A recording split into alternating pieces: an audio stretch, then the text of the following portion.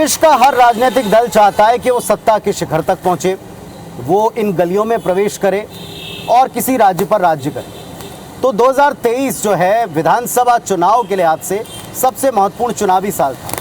6 राज्यों में चुनाव हुए, जिनमें से 3 पर भारतीय जनता पार्टी ने सत्ता का शिखर पाया, सत्ता में लौटी। 2 राज्य मिले दक्षिण के कांग्रेस पार्टी को और 1 पूर्वोत्तर के राज्य में ZPM की सरकार बनी। तो चुनावी साल में किस पार्टी को क्या मिला, आइए देखते हैं।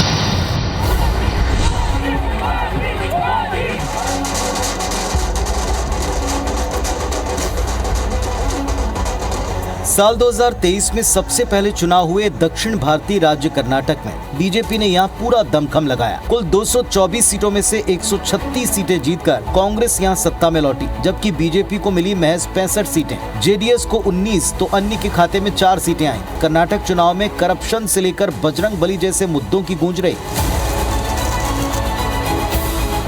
मिजोरम विधानसभा के लिए 7 नवंबर को कुल 40 सीटों पर चुनाव हुए, जिसमें ZPM जोरम पीपुल्स पार्टी को 27, मिजो नेशनल फ्रंट MNF को 10, भाजपा को 2 और कांग्रेस को केवल 1 सीट मिली। मध्य प्रदेश की कुल 230 सीटों पर चुनाव हुए। बीजेपी ने 163 सीटें जीतकर एक नया रिकॉर्ड बनाया। पार्टी को राज्य में इतनी विराट जीत इससे पहले कभी नहीं मिली।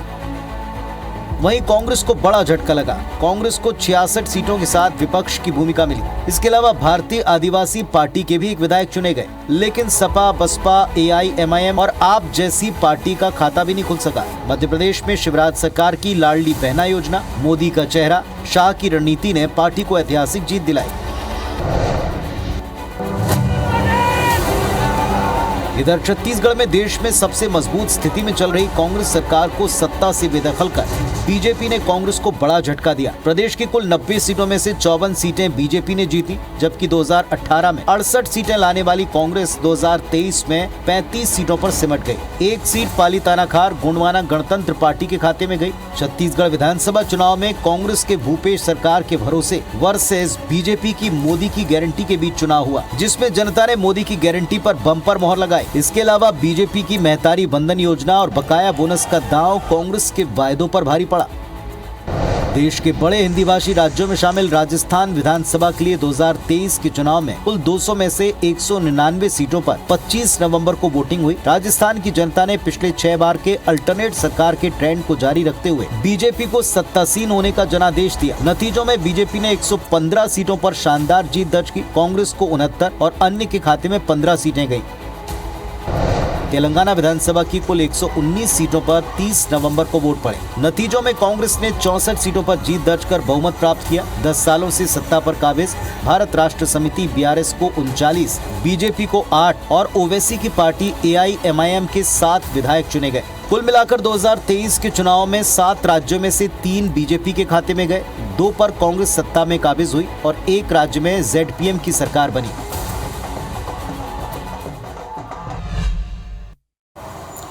कामयाबियों का शिखर भला किसे नहीं भाता।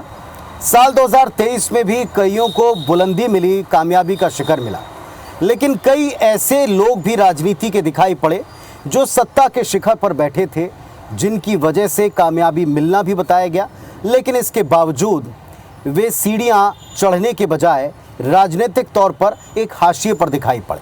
सवाल उठे भविष्य को लेकर, आइए देखें।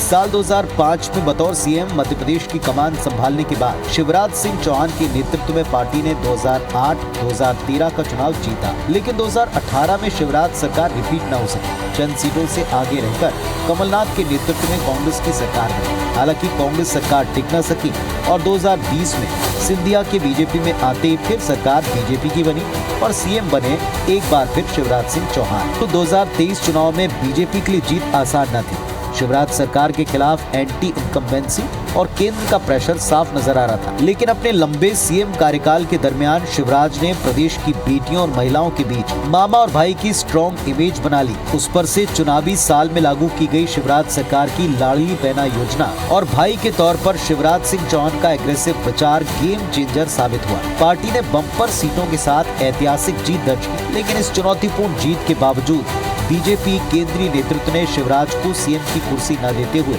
डॉक्टर मोहन यादव को प्रदेश सत्ता की कमान सौंपी और तकरीबन 4 टर्म तक लोकप्रिय मुख्यमंत्री रहे सबके लाडले मामा शिवराज एक झटके में बन गए राज्य के पूर्व सीएम। मामा शिवराज की तरह ही छत्तीसगढ़ में अब तक सबसे लंबे समय तक मुख्यमंत्री रहने का रिकॉर्ड बनाने वाले डॉक्टर रमन सिंह के लिए भी 2023 में बदली भूमिका तय की। साल 2003, 2008 और 2013 के विधानसभा चुनाव जीत के हैट्रिक लगाने वाले डॉक्टर रमन को हर बार पार्टी ने सत्ता की कमान सौंपी। अपने 3 टर्म के दौरान डॉक्टर रमन ने धान के कटोरा कहे जाने वाले नवीन राज्य छत्तीसगढ़ को अपने तरीके से गढ़ना शुरू किया। लेकिन 15 साल तक डॉक्टर रमन सिंह की अगुवाई में सत्ता में रहने वाली बीजेपी पिछले 2018 के चुनाव में महज 15 सीटों पर सिमटकर सत्ता से बेदखल हो गई। बीते 5 साल में भूपेश सरकार के सामने कमजोर विपक्ष का उलाहना झेलने के बाद 2023 के चुनाव आते पार्टी ने एक बार फिर चुनाव के दौरान डॉक्टर रमन सिंह को हर एक निर्णय में साथ रखा। 3 दिसंबर को नतीजों में पार्टी ने 54 सीटों के साथ सत्ता में वापसी की, लेकिन इस बार यहाँ केंद्रीय नेतृत्व ने सबको चौंकाते हुए सत्ता की कमान सौंपी आदिवासी नेता विष्णुदेव साय को और डॉक्टर रमन सिंह को मिली विधानसभा अध्यक्ष की भूमिका। अब आपकी भूमिका वहाँ हो गई अध्यक्ष महोदय, तो भूमिकाएं बदलती रहती हैं। आपकी भी भूमिका बदल गई, मेरी भी भूमिका बदल गई, तो पुराना हिसाब किताब बराबर हो गया। दोनों दिग्गज नेताओं ने अनुशासित कार्यकर्ता के नाते इस फैसले को पूरी गरिमा के साथ स्वीकारा और कहना गलत ना होगा कि चाउर वाले बाबा रमन और मामा शिवराज के चाहने वालों को 2023 ने एक झटका तो दिया है। Bureau report, IBC 24। इन 91 सालों में इस साल पहली बार ऐसा मौका आया जब हम तीनों फॉर्मेट में नंबर 1 रहे, चाहे वो टेस्ट हो, वनडे हो या T20। इन तीनों फॉर्मेट में नंबर 1 रह के हमने इतिहास रच दिया और जैसे ही ये इतिहास बना, पूरे भारत का और क्रिकेट प्रेमियों का सीना गर्व से चौड़ा हो गया।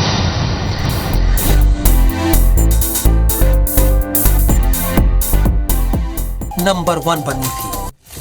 इसे भारतीय क्रिकेट टीम का अमृतकाल ही कहा जा सकता है, क्योंकि भारतीय क्रिकेट के इतिहास में ऐसा कभी नहीं हुआ था जब तीनों फॉर्मेट में टीम इंडिया नंबर 1 पर काबिज हो।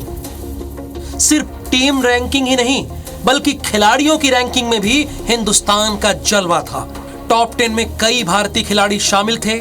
15 फरवरी को जारी ICC की ताजा रैंकिंग पर अगर नजर डालें तो T20, टेस्ट और वनडे में भारतीय टीम उस वक्त नंबर 1 पर थी।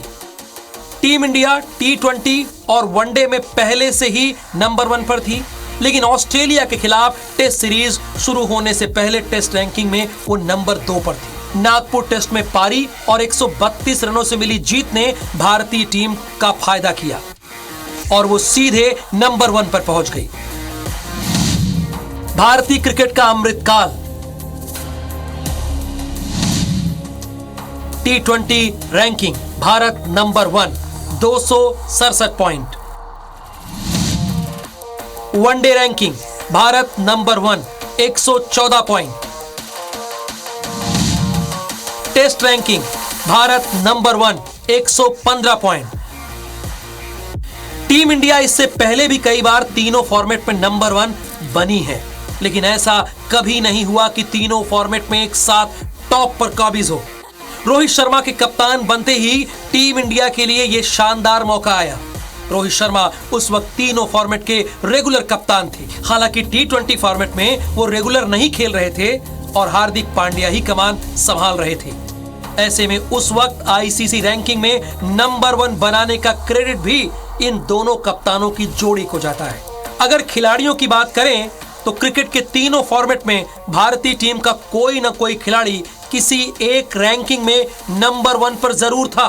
T20 में सूर्य कुमार यादव टॉप बल्लेबाज थे, वनडे में मोहम्मद सिराज टॉप गेंदबाज थे और टेस्ट में रविंद्र जडेजा टॉप ऑलराउंडर थे। इन 3 प्लेयर के टॉप पर रहने के अलावा भी कई ऐसे प्लेयर थे जो रैंकिंग में टॉप 10 में जगह बनाए हुए थे।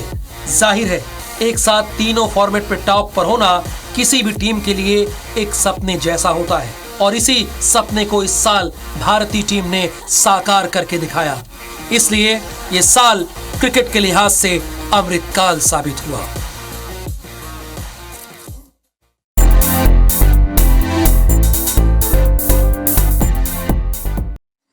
देश अपना, मैदान भी अपना और दर्शक भी अपने, यानी भारत के फेवर में इस बार सब कुछ था।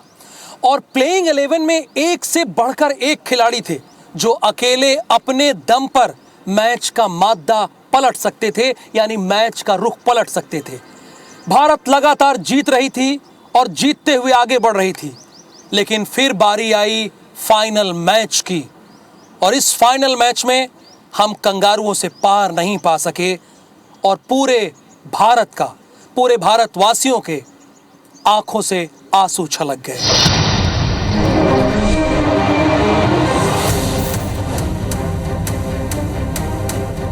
भाई उम्मीद टूट गया यार, जितना उम्मीद कोई थी। नहीं 4 का बात हुई।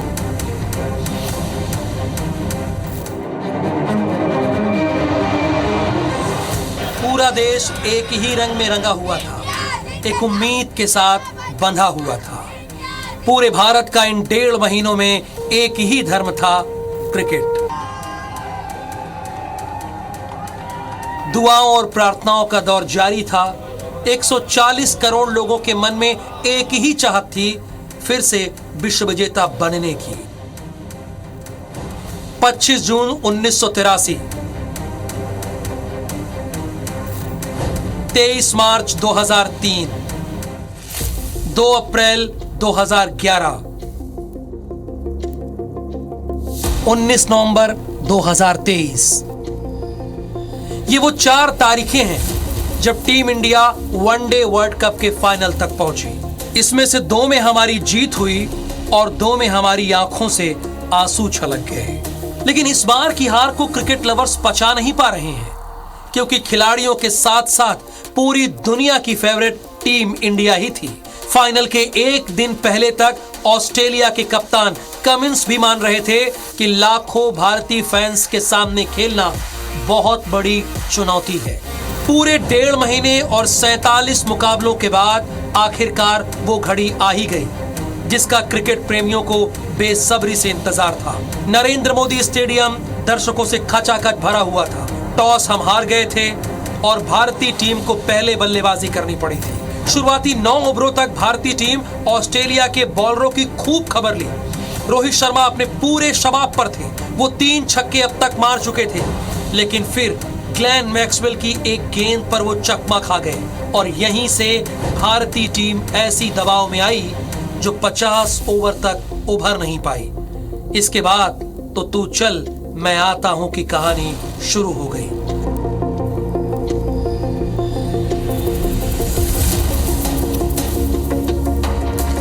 कुल जमा स्कोर 240 का था। नरेंद्र मोदी स्टेडियम के साथ साथ टीवी के सामने बैठे करोड़ों फैंस खामोश थे। कुछ को लगने लगा था ये आईसीसी की ट्रॉफी भी गई हाथ से। लेकिन बुमराह, शमी और सिराज की धारदार गेंदबाजी के आगे ऑस्ट्रेलिया के 3 विकेट 47 रन पर ही गिर गए। यहां से एक बार फिर फैंस के मन में उम्मीद जगनी शुरू हुई, पर होनी को तो कुछ और मंजूर था। ट्रेविस हेड की आक्रामक बल्लेबाजी ने हमारे हाथों से हमारे देश में विश्व कप हमसे छीन लिया। एक तरफ जीत का जश्न था तो दूसरी तरफ हमारी आंखों में आंसू थे।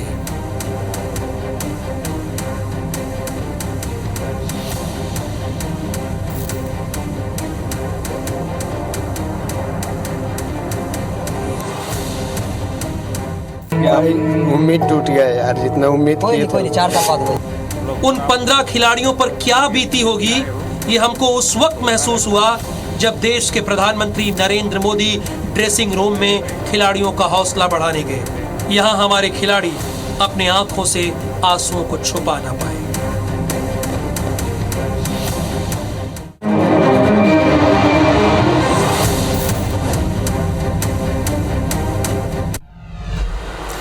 ये साल 2023 कई विवादों से घिरा हुआ रहा, जिसमें से एक विवाद रेसलर्स का अपने ही कुश्ती महासंघ के साथ रहा। 2023 के शुरुआती महीने यानी कि जनवरी में ही बृजभूषण शरण सिंह के शोषण के खिलाफ रेसलर्स ने आंदोलन की शुरुआत की, प्रदर्शन की शुरुआत की और पूरे साल तक ये प्रदर्शन लगातार चर्चाओं में छाया रहा, जिसके बाद दिसंबर यानी कि 2023 का आखिरी महीना 24 दिसंबर को आखिरकार खेल मंत्रालय ने WFI यानी कि भारतीय कुश्ती महासंघ को सस्पेंड कर दिया। हालांकि अब तक ये मामला पूरी तरह से सुलझा नहीं है। कुछ रेसलर्स ने इस फैसले का स्वागत जरूर किया है, लेकिन जो पूरा मामला, जो पूरा विवाद है, उसे आपको इस रिपोर्ट में दिखा रहे हैं। लड़ाई सिर्फ एक आदमी से थी।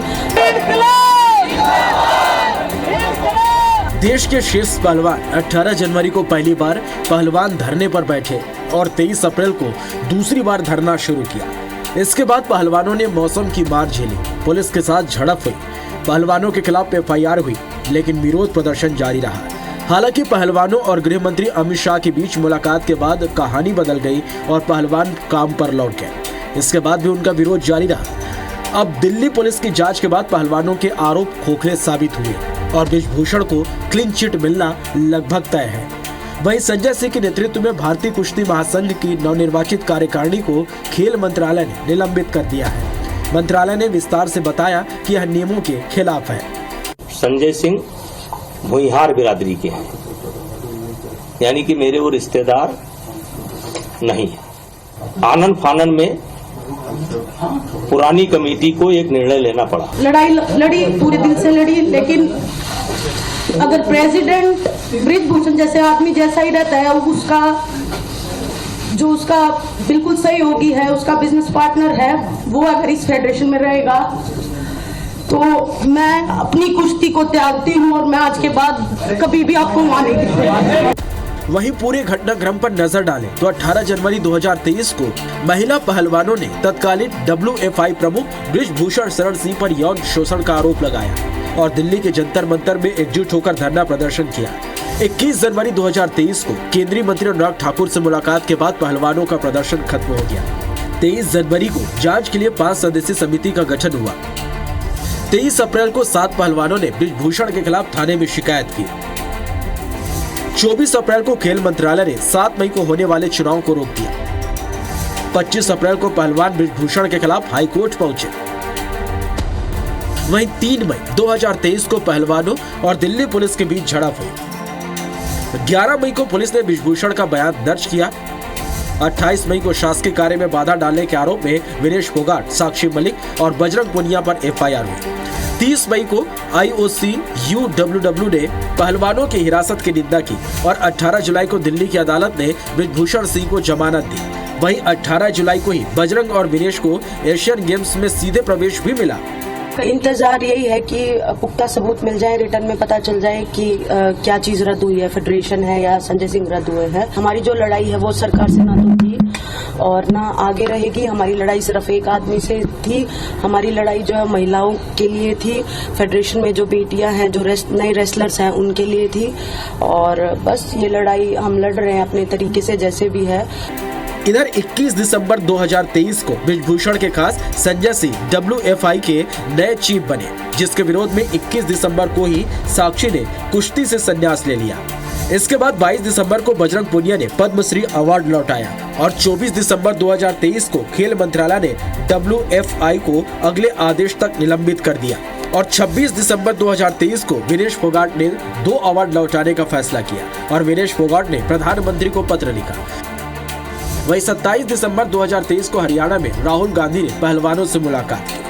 फिलहाल अब देखना होगा खेल मंत्रालय कब तक नया आदेश जारी करता है और महिला पहलवानों की कब तक फिर वापसी होती है, ये आने वाला वक्त ही बताएगा। Bureau report IBC 24।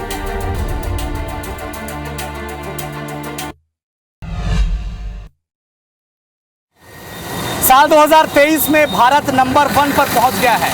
आप सोच रहे होंगे किस विषय पर, लेकिन जिस भी विषय पर भारत नंबर 1 पर पहुंचा है वो भारत के लिए चिंता का विषय है। इस मामले में भारत ने चीन को हराया है, लेकिन चिंता का सबब वो क्यों बना हुआ है, आप भी समझिए।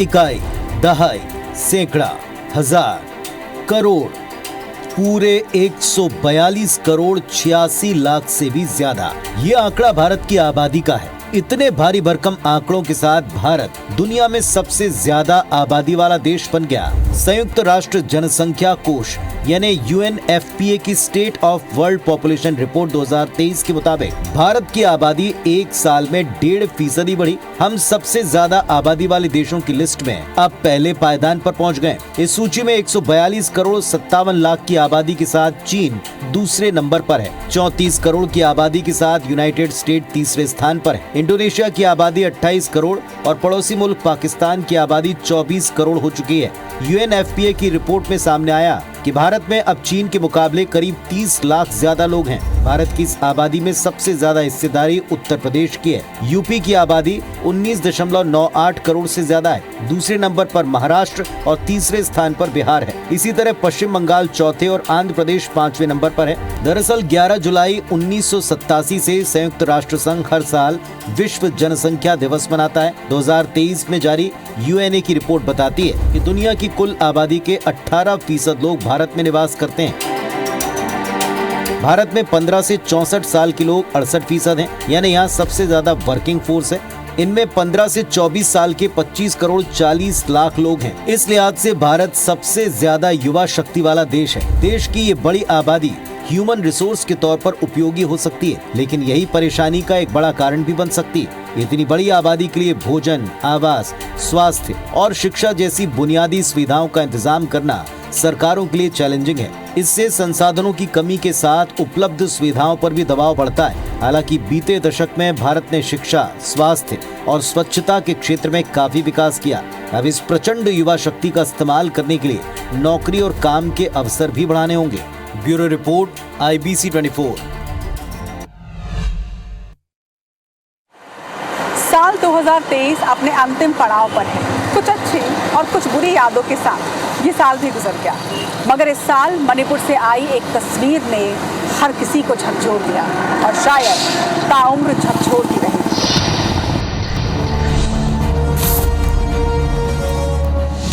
वहशी भीड़, निर्वस्त्र महिला, आबरू पर आंच।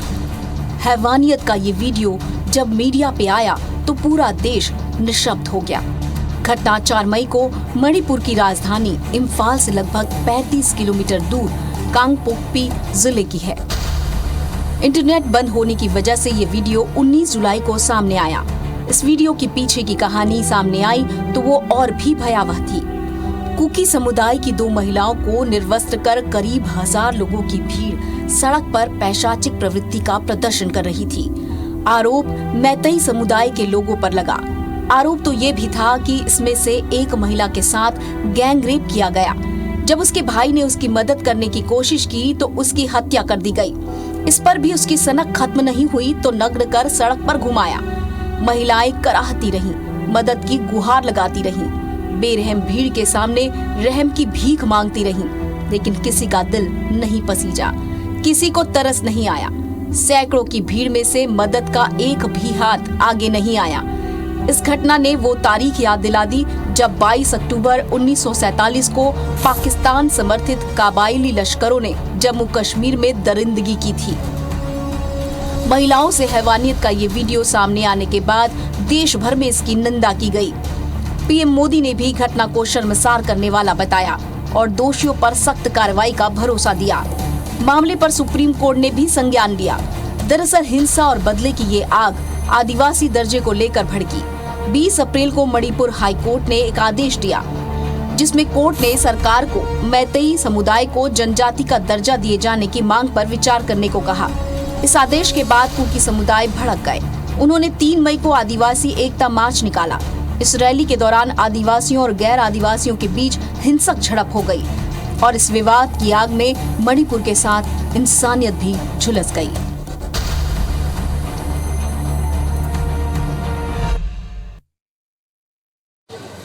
साल 2023 हादसों से भी भरा रहा। उत्तर काशी के सिलक्यारा में सुरंग खोदते समय 41 मजदूर 17 दिनों तक फंसे रहे।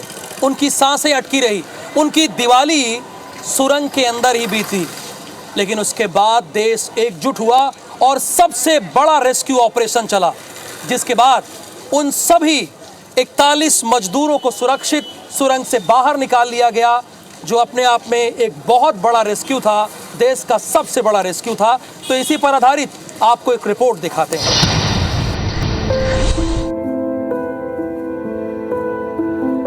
28 नवंबर की यह तस्वीर, 41 मजदूरों को मिली नई जिंदगी और पूरे देश ने ली राहत की सांस, जब उत्तरकाशी के सिलक्यारा में 17 दिन चला रेस्क्यू ऑपरेशन कामयाब रहा। लेकिन ये कामयाबी काफी चुनौतियों के बाद मिली।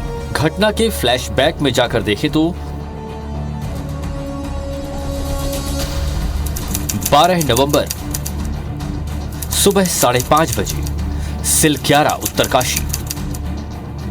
जिस दिन देश दीपों की रोशनी से जगमगाने की तैयारी में जुटने वाला था, उसी दिन सुबह खबर आई कि उत्तरकाशी में सिलक्यारा से बड़कोट के बीच बन रही निर्माणाधीन सुरंग में धंसा हो गया, जिसमें 41 मजदूर फंस गए। खबर आग की तरह फैली, मीडिया में सुर्खियां बन गई, जिसके बाद रेस्क्यू शुरू हुआ।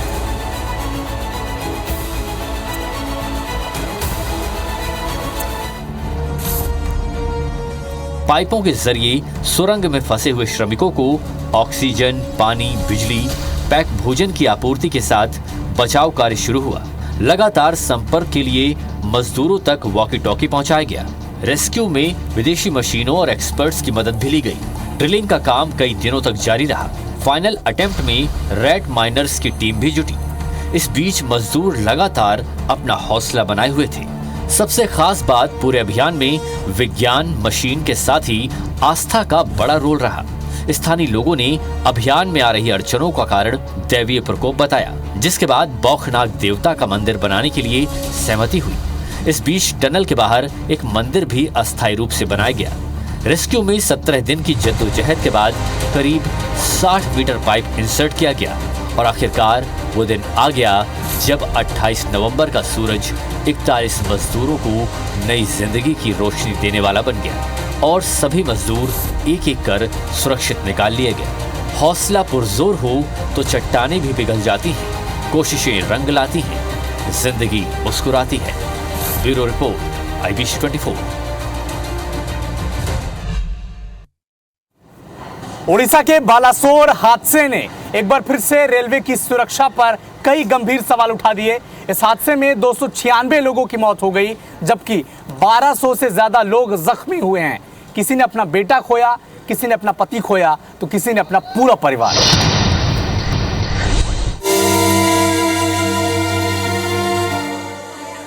2 जून 2023 की शाम की घटना है। ओडिशा के बालासोर जिले में 3 ट्रेनें टकरा गईं। कोरोमंडल एक्सप्रेस पूरी रफ्तार से चल रही थी। कैसे हुआ यह भीषण हादसा जो ले गई 296 लोगों की जान?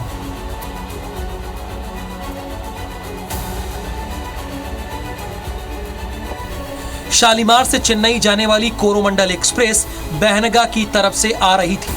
वहीं कोरोमंडल एक्सप्रेस मेन लाइन की जगह लूप लाइन में घुस गई। कोरोमंडल एक्सप्रेस वहां खड़ी माल गाड़ी से टकरा गई। कोरोमंडल के कुछ कोच बगल के ट्रैक पर ही बिखर गए। ऐसे में उसी वक्त बेंगलुरु हावड़ा सुपरफास्ट भी आ गई। कोरोमंडल एक्सप्रेस के बिखरे कोच से बेंगलुरु हावड़ा सुपरफास्ट टकरा गई। पूरी घटना में 296 लोगों ने अपनी जान गंवाई है। 1200 से ज्यादा यात्री घायल हुए हैं। मृतकों के परिवारों को सरकार ने मुआवजा दिए। रेलवे ने मृतकों के परिवारों को 10 लाख रुपए, गंभीर रूप से घायलों को 2 लाख रुपए, वहीं मामूली रूप से घायल लोगों को 50,000 रुपए का मुआवजा दिया गया। दुर्घटना के बाद बचाव कार्य के लिए रेलवे मंत्री अश्विनी वैष्णव लगातार दुर्घटना स्थल पर ही बने रहे। उनकी देखरेख में बचाव और राहत कार्य हुए। बाद में प्रधानमंत्री नरेंद्र मोदी ने भी दुर्घटना स्थल का दौरा किया। रेलवे ने पूरे मामले की जांच की और पाया कि senior divisional signal telecom engineer की मंजूरी के बिना मरम्मत कार्य हो रहा था। ऑटोमेटिक सिग्नलिंग सिस्टम में भी गड़बड़ी पाई गई, जिसकी वजह से ट्रेन गलत ट्रैक पर चली गई। वहीं सीबीआई ने चार्जशीट दाखिल की। इसमें रेलवे के 3 अधिकारियों के नाम हैं। इसमें senior section engineer Arun Kumar Mahan, senior section engineer Mohammad Aamir Khan और टेक्नीशियन पप्पू कुमार शामिल हैं। तीनों पर गैर इरादतन हत्या और सबूतों को गायब करने के आरोप है। फिलहाल केस कोर्ट में विचाराधीन है। समय की तरह पानी की धाराओं की भी रवानी यही कहानी कहती है कि ना समय रुकता है ना धारा रुकती। तो ये समय की धारा अब हमको लिए चल रही है साल 2024 की तरफ। ये सूर्यास्त हुआ और अगली सुबह होगी 2024 की। अगली सुबह होगी नई उम्मीदों की, नए उल्लास की, नई उमंगों की, नई ऊर्जा की। तो पूरे ऊष्मा के साथ में ये सूर्य हमको आने वाले वक्त का जो मैसेज दे रहा है, संदेश दे रहा है, वो यही है कि बीती बातों को छोड़िए, उपलब्धियों को साथ लेकर ताकत बनाकर आगे बढ़िए और नई उपलब्धियों को गढ़ने की तरफ बस चल पड़िए। आप सबको नया साल मुबारक हो।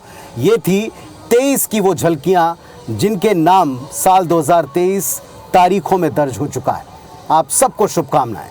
नमस्कार।